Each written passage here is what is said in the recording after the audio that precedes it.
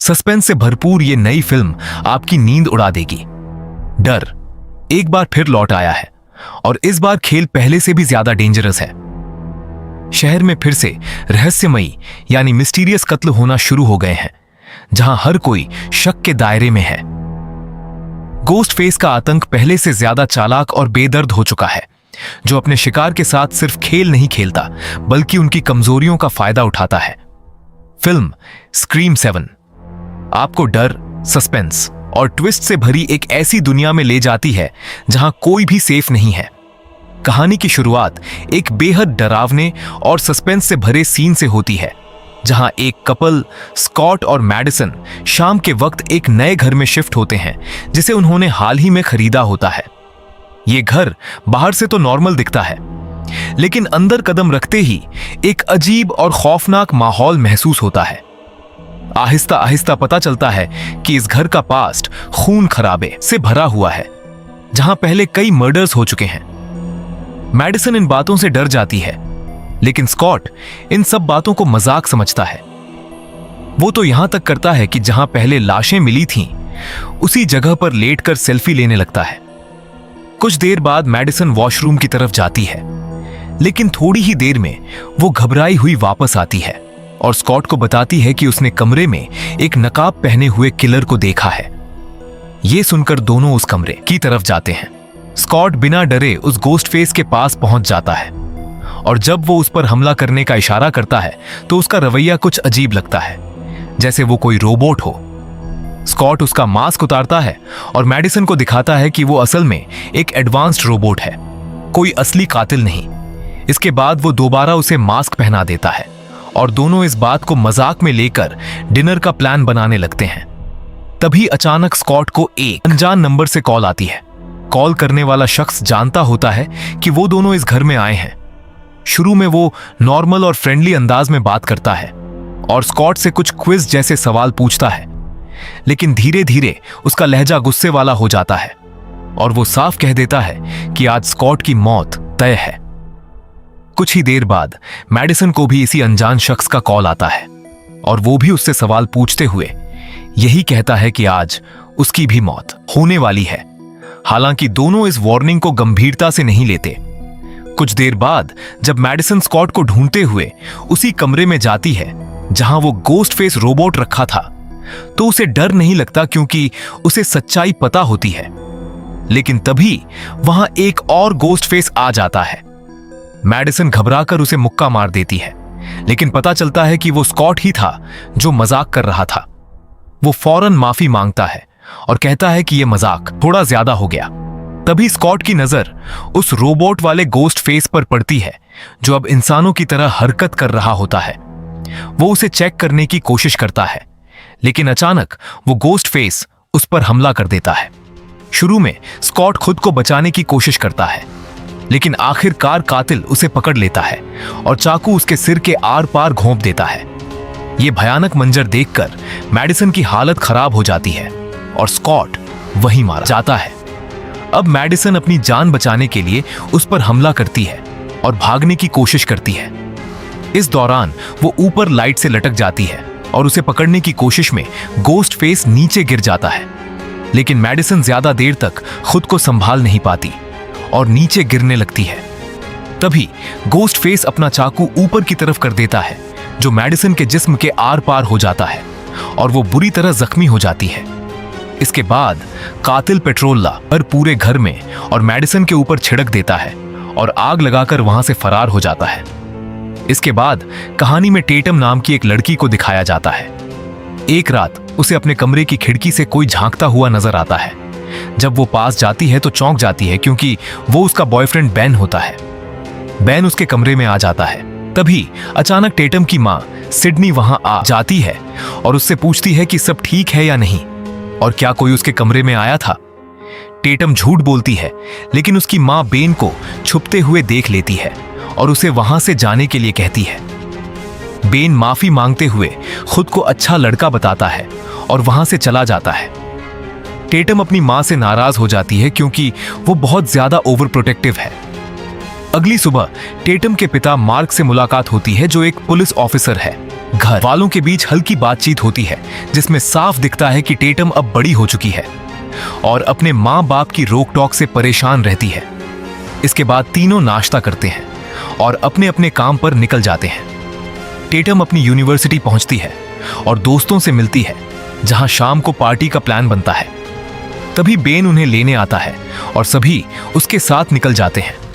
University में वो एक परफॉर्मेंस की प्रैक्टिस कर रहे होते हैं, जिसमें उन्हें तारों के सहारे झूलना होता है। लेकिन प्रैक्टिस के दौरान गड़बड़ी हो जाती है, जिससे उनका टीचर नाराज हो जाता है और उन्हें बेहतर तैयारी करने के लिए कहता है। इसी बीच सिडनी अपने स्टोर में काम कर रही होती है। तभी उसे एक अनजान वीडियो कॉल आती है। जैसे ही वो कॉल उठाती है, उसका चेहरा डर से सफेद पड़ जाता है। कॉल करने वाला कहता है कि वो उसे और उसके पास्ट यानी माजी को अच्छी तरह जानता है और ये भी कि वो अभी जिंदा है। वो उसकी बेटी के बारे में भी सारी इंफॉर्मेशन देता है और वीडियो में दिखाता है कि वो इस वक्त उसकी यूनिवर्सिटी के बाहर है। ये देखकर सिडनी घबरा जाती है और फौरन वहां से निकलती है। वो मार्क को कॉल करके सब बताती है और मार्क भी फौरन यूनिवर्सिटी की तरफ रवाना हो जाता है। इसी वक्त टेटम की दोस्त एंगला प्रैक्टिस कर रही होती है, लेकिन जो लड़का मशीन ऑपरेट कर रहा होता है वो नया लगता है और एंजेला को ऊपर लटका देता है। आहिस्ता आहिस्ता ये साफ होता है कि वो जानबूझकर उसके साथ खेल रहा है, जबकि एंजेला लगातार चिल्ला रही होती है। तभी अचानक गोस्ट फेस वहां आ जाता है और शायद वो उस ऑपरेटर लड़के को भी मार चुका होता है। वो स्टेज पर आकर एंजेला पर हमला करता है, जो लटकी हुई होने की वजह से खुद को बचा नहीं पाती। वो उसे बार बार चाकू मारता है और आखिर में उसके पेट को चाकू से चीर देता है, जिससे उसकी मौत हो जाती है। तभी सिडनी वहां पहुंचती है और गोस्ट फेस पर गोली चलाती है, लेकिन वो भाग निकलता है। कुछ देर बाद मार्क और पुलिस वहां पहुंचते हैं और देखते हैं कि ऑपरेटर लड़का भी मारा जा चुका है। सिडनी को लगता है कि उसकी बेटी मारी गई है, लेकिन तभी टेटम वहां आ जाती है और उसे जिंदा देखकर सिडनी उसे गले लगा लेती है। इसके बाद इन्वेस्टिगेशन शुरू होती है, लेकिन सभी दोस्त सदमे में होते हैं, इसलिए उन पर ज्यादा दबाव नहीं डाला जाता। टेटम को घर लाया जाता है और फैमिली वहां से कहीं और जाने की तैयारी करती है, लेकिन टेटम अपने दोस्तों को इस हालत में छोड़कर जाने के लिए तैयार नहीं होती। उसकी मां कहती है कि जहां भी वो जाएगी, खतरा उसके साथ जाएगा। वो सामान पैक कर रहे होते हैं कि तभी बिना उन्हें पता चले गोस्ट फेस उनके घर में घुस चुका होता है। अचानक एक लाइट बंद हो जाती है और उन्हें एहसास हो जाता है कि खतरा करीब है। वो टेटम के कमरे की तरफ दौड़ते हैं, जहां गोस्ट फेस उसे बंधक यानी होस्टेज बना चुका होता है। सिडनी कहती है कि उसकी दुश्मनी उससे है, टेटम को छोड़ दे। मार्क भी अपनी बंदूक नीचे रख देता है, लेकिन जैसे ही मौका मिलता है, मार्क हमला कर देता है और दोनों के बीच लड़ाई शुरू हो जाती है। गोस्ट फेस मार्क को बुरी तरह जख्मी करके नीचे गिरा देता है। इसके बाद वो सिडनी और टेटम का पीछा करता है। वो दोनों घर के तंग रास्तों में छुपते हुए भागती हैं। गोस्ट फेस चाकू से उन पर वार करता है, लेकिन वो किसी तरह बच निकलती हैं और एक खुफिया रास्ते से बाहर निकल जाती हैं। कातिल भी उनका पीछा करता है। तभी मार्क फिर से उठकर उस पर हमला करता है। लड़ाई के दौरान टेटम भी एक लकड़ी से कातिल पर वार करती है और आखिर में उसे सड़क पर धकेल दिया जाता है, जहां एक कार आकर उसे कुचल देती है। गोस्ट फेस की वहीं मौत हो जाती है। इसके बाद सिडनी मार्क को गले लगाती है। कार से एक लड़की बाहर निकलती है, जिसका नाम गेल वेदर्स होता है और वो इस कातिल के बारे में जानती है। वो अपने दोस्तों के साथ मिलकर कातिल का मास्क हटाती है, लेकिन उसका चेहरा देखकर सभी हैरान रह जाते हैं, क्योंकि कोई भी उसे पहचानता नहीं। कुछ ही देर में पुलिस वहां पहुंच जाती है। मार्क को लगता है कि अब सब खत्म हो गया है, लेकिन सिडनी को अब भी शक है। वो वहां मौजूद हर शख्स, यहां तक कि टेटम के टीचर और उसके बॉयफ्रेंड बेन को भी शक की नजर से देखने लगती है। इसके बाद सिडनी घर पहुंच जाती है और सभी लोग एक साथ उनके घर के अंदर आ जाते हैं। घर के अंदर बैठकर वो सभी गोस्ट फेस के बारे में ही बातें करने लगते हैं। इसी दौरान टेटम की मुलाकात हैना और चैडविक से होती है। अगले दिन टेटम इस पूरी बात को लेकर अपने माँ बाप से नाराज दिखाई देती है। उसे ये बात परेशान कर रही होती है कि उसके मॉम और डैड को पहले से ही इस कातिल के बारे में कुछ इंफॉर्मेशन थी जो उनकी फैमिली के पीछे पड़ा हुआ है, फिर भी उन्होंने उसे कुछ क्यों नहीं बताया। इस पर उसकी मां सिडनी उसे समझाते हुए कहती है कि जो भी इस सब के पीछे है उसे वो सजा देकर ही छोड़ेंगे, लेकिन तब तक टेटम को उनकी बात माननी होगी। इसके बाद सिडनी और मार्क टेटम को हना और चैडविक के साथ घर पर छोड़कर गेल वेदर्स के साथ एक मेंटल हॉस्पिटल पहुंचते हैं। वहां वो एक ऐसे शख्स के बारे में जानकारी लेने आए होते हैं जिसने पहले 3 लड़कियों और एक लड़के को कत्ल किया था। हॉस्पिटल का स्टाफ उन्हें बताता है कि उस शख्स का नाम मार्क इवांस है और वो बेहद गुस्सैल मिजाज का था। वो उन्हें उस कमरे में भी ले जाते हैं जहां मार्क इवांस को रखा गया था। उस कमरे की दीवारों पर बेहद डरावनी और अजीब तरह की ड्राइंग्स लगी होती हैं जो उसकी मेंटल कंडीशन को जाहिर करती हैं। स्टाफ ये भी बताता है कि इन कत्ल के वाकयात के बाद वो कहां गया इसकी उन्हें कोई खबर नहीं है। फिर सिडनी और मार्क उन्हें उस शख्स की तस्वीर दिखाते हैं जो उन्हें गोस्ट फेस से मिली थी। इस पर स्टाफ बताता है कि वो आदमी भी पहले इसी हॉस्पिटल में एडमिट था, लेकिन कुछ साल पहले ठीक होकर यहां से चला गया था। इसी दौरान घर पर टैटम अपने बॉयफ्रेंड बेन से मिलने की बात करती है तो हना और चैडविक भी उसके साथ जाने का फैसला करते हैं।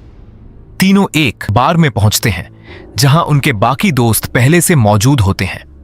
टेटम बेन से मिलती है और जब बेन उससे पूछता है कि ये दोनों उसके साथ क्यों हैं, तो वो बताती है कि वो उसकी सिक्योरिटी के लिए साथ आए हैं। इसके बाद सभी वहां मिलकर अच्छा वक्त गुजारने लगते हैं। इधर घर में मार्क अकेला होता है। तभी उसे कुछ अजीब सी आवाज सुनाई देती है तो वो उस तरफ जाता है जहां घर में मरम्मत का काम चल रहा होता है। वो उस जगह को चेक कर ही रहा होता है कि अचानक गोस्ट फेस वहां पहले से मौजूद मिलता है। वो मार्क पर हमला कर देता है। मार्क खुद को बचाने की कोशिश करता है, लेकिन गोस्ट फेस लगातार चाकू से वार करते हुए उसे वहीं मार डालता है। इसके बाद मंजर बदलता है और हम गेल वेदर्स और सिडनी को देखते हैं। दोनों पहले से एक दूसरे की दोस्त होती हैं। गेल वेदर्स एक मीडिया कंपनी में काम करती है और वो गोस्ट फेस से जुड़े केस पर सिडनी का इंटरव्यू लेना चाहती है, क्योंकि सिडनी ने पहले भी उसकी मदद की होती है, इसलिए वो इसके लिए तैयार हो जाती है।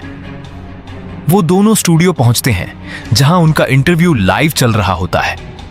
इंटरव्यू के दौरान गेल वेदर्स सिडनी से उसके बचपन और गोस्ट फेस से जुड़े सवाल पूछती है जिन पर सिडनी बात नहीं करना चाहती और वो परेशान हो जाती है। हालांकि मैनेजर के कहने पर वो इंटरव्यू जारी रखने के लिए मान जाती है, लेकिन तभी अचानक गोस्ट फेस उन्हें वीडियो कॉल करता है। कहता है कि अब वो दोनों एक साथ आ गई हैं और क्या उन्हें लगता है कि वो अपने परिवार को उससे बचा पाएंगी। सिडनी उसे पकड़ने के लिए उसकी लोकेशन पूछती है, लेकिन वो कहता है कि वो वहीं है जहां उसकी बेटी मौजूद है। सिडनी हैरान होकर कहती है कि उसकी बेटी तो घर पर है, लेकिन गोस्ट फेस उसे बताता है कि टेटम इस वक्त उस बार में है जहां वो अपने दोस्तों के साथ है। ये सुनकर सिडनी और गेल फौरन वहां से निकलने लगती हैं, लेकिन अपनी बेटी की फिक्र में सिडनी अकेले ही आगे बढ़ जाती है और रास्ते में मार्क को कॉल करती है। हालांकि मार्क अब जिंदा नहीं होता, इसलिए वो कॉल का जवाब नहीं दे पाता। इधर बार में टेटम बेन के साथ कुछ वक्त गुजारने के लिए उसकी कार में जाती है। वहां वो बेन के लैपटॉप में एक डीप फेक वीडियो देखती है जिसमें बेन ने गोस्ट फेस से जुड़ा कंटेंट बनाया होता है। ये देखकर टेटम नाराज हो जाती है। बेन उसे समझाने की कोशिश करता है, लेकिन गुस्से में टेटम उसे थप्पड़ मार देती है और वहां से जाने लगती है। इसी दौरान मिंडी किचन में जाती है जहां उसे गोस्ट फेस दिखाई देता है। वो घबराकर वापस आती है और सभी उसे ढूंढने लगते हैं, लेकिन गोस्ट फेस छुपकर उन पर हमला कर देता है। मिंडी उससे लड़ने की कोशिश करती है, लेकिन वो चालाकी से चैडविक को उसी के हाथों मरवा देता है और फिर खुद उसका गला काट देता है। इसके बाद वो अपने एक साथी को टेटम को खबर देने भेजता है, लेकिन वो लड़का भी बुरी तरह जख्मी होकर आता है। उसके पेट में कई बार चाकू मारा गया होता है और वो वहीं गिर जाता है। मिंडी भागने की कोशिश करती है, लेकिन गोस्ट फेस उसे पकड़कर बुरी तरह घसीटता है और वहां रखी कांच की बोतलों पर पटक देता है, जिससे उसकी मौके पर ही मौत हो जाती है। वहीं वो जख्मी लड़का रेंगते हुए बचने की कोशिश करता है, लेकिन गोस्ट फेस उसे खींच कर ले जाता है और आखिर में उसका भी बेरहमी से कत्ल कर देता है। टेटम वहां से भागती हुई मदद के लिए चिल्ला रही होती है, लेकिन आसपास के घर खाली होते हैं और कोई उसकी मदद के लिए नहीं आता। तभी उसे गोस्ट फेस की परछाई दिखाई देती है और वो और तेजी से भागने लगती है। तभी बेन वहां पहुंचता है और उससे माफी मांगता है। टेटम कहती है कि भले ही उसने अनजाने में गलती की हो, लेकिन अब उन्हें यहां से निकलना होगा। तभी अचानक गोस्ट फेस वहां आ जाता है और बैन पर हमला कर देता है। बैन मुकाबला करने की कोशिश करता है, लेकिन गोस्ट फेस ज्यादा ताकतवर साबित होता है और लगातार वार करके उसे मार डालता है। ये देखकर टेटम बुरी तरह घबरा जाती है और भागते हुए अपनी मां के स्टोर में पहुंचती है, जहां वो कोट डालकर अंदर घुसती है और अपनी मां को मैसेज करती है। लेकिन तभी घोस्ट फेस वहां भी पहुंच जाता है और चौंकाने वाली बात यह होती है कि उसे इस स्टोर का कोड भी पता होता है। वो अंदर आने लगता है तो टेटम भागकर एक कमरे में खुद को बंद कर लेती है और दरवाजे के सामने भारी सामान लगा देती है। तभी उसकी मां सिडनी उसे कॉल करती है और बताती है कि वहां एक दराज में बंदूक रखी है जिसे वो उठा ले। सिडनी के पास इस जगह के सीसीटीवी फुटेज का एक्सेस होता है, जिससे वो सब कुछ लाइव देख रही होती है। वो टेटम को बताती है कि गोस्ट फेस दरवाजे के ठीक बाहर है और जैसे ही वो सामने आए उसे गोली मार दे। टेटम वैसा ही करती है और गोली गोस्ट फेस को लगती है, जिससे वो गिर जाता है। सिडनी उसे कहती है कि वो गिर चुका है और उसे उसके सिर में गोली मारनी चाहिए, चाहे वो जिंदा हो या मर चुका हो। टेटम जैसे ही बाहर आती है और गोली मारने जाती है, तभी अचानक गोस्ट फेस उठ खड़ा होता है और उस पर हमला कर देता है। वो टेटम को बुरी तरह मारकर दूर फेंक देता है। जैसे ही वो उसे खत्म करने आता है, टेटम पास रखा सिलेंडर उठाकर उसके सिर पर मार देती है। इसके बाद वो कुर्सियों से लगातार उस पर वार करती है और उसे गिरा देती है। लेकिन जैसे ही वो वहां से बाहर निकलने लगती है, चौंकाने वाली बात सामने आती है कि बाहर एक और गोस्ट फेस मौजूद होता है। दोनों मिलकर टेटम पर हमला कर देते हैं। कुछ देर बाद सिडनी को टेटम के नंबर से कॉल आता है, जिसमें गोस्ट फेस बताता है कि उसकी बेटी उसके कब्जे में है और अगर वो सब कुछ खत्म करना चाहती है तो उसे उसी जगह आना होगा जहां ये सब शुरू हुआ था। सिडनी वहां पहुंचती है जहां गोस्ट फेस ने टेटम को होस्टेज बना रखा होता है। सिडनी उससे कहती है कि उसकी दुश्मनी उससे है, उसकी बेटी को छोड़ दे। घोस्ट फेस जवाब देता है कि उसने उसके साथियों को मारा है, इसलिए वो उसे नहीं छोड़ेगा। इसके बाद घोस्ट फेस अपना मास्क उतारता है और सामने आता है। वो ड्यूई होता है, जिसे सिडनी पहले से जानती है। तभी वहां एक और गोस्ट फेस आता है जो जेसिका होती है और वो मार्क को भी वहां लेकर आते हैं, जिसकी हालत बेहद खराब होती है, लेकिन वो अभी जिंदा होता है। सिडनी जेसिका से पूछती है कि उसका एक बेटा था, फिर वो ये सब क्यों कर रही है। जेसिका बताती है कि उसका बेटा अब जिंदा नहीं और उसकी मौत की वजह सिडनी है और वो ये सब जारी रखेगी ताकि सिडनी अपनी बेटी को अपनी आंखों के सामने मरते हुए देखे। तभी मौका देखकर टेटम जेसिका को सिर मारती है और सिडनी फौरन गोली चलाकर ड्यूई को मार देती है, लेकिन जेसिका टेटम को धक्का देकर भाग निकलती है। सिडनी टेटम को मार्क के पास छोड़ती है और उसे एम्बुलेंस बुलाने को कहती है, जबकि वो खुद जेसिका का पीछा करती है। जेसिका छुपकर सिडनी पर हमला करती है और दोनों के बीच खतरनाक लड़ाई होती है, जिसमें दोनों ही जख्मी हो जाते हैं। एक वक्त ऐसा आता है जब जेसिका सिडनी को मारने ही वाली होती है, लेकिन तभी टेटम वहां पहुंचती है और जेसिका पर गोली चला देती है। इसके बावजूद वो नहीं मरती और चाकू लेकर फिर हमला करने बढ़ती है। इस बार सिडनी और टेटम दोनों मिलकर उस पर गोलियों की बौछार कर देते हैं, जिससे जेसिका की वहीं मौत हो जाती है। कुछ ही देर में पुलिस और एम्बुलेंस वहां पहुंच जाते हैं। टेटम अपनी मां को गले लगाती है और कहती है कि वो भी उसके जैसी मजबूत बनना चाहती है। वहीं मार्क को हॉस्पिटल ले जाया जाता है और इसी के साथ इस खौफनाक कहानी का खात्मा हो जाता है। आपको ये फिल्म कैसी लगी कमेंट में जरूर बताइएगा।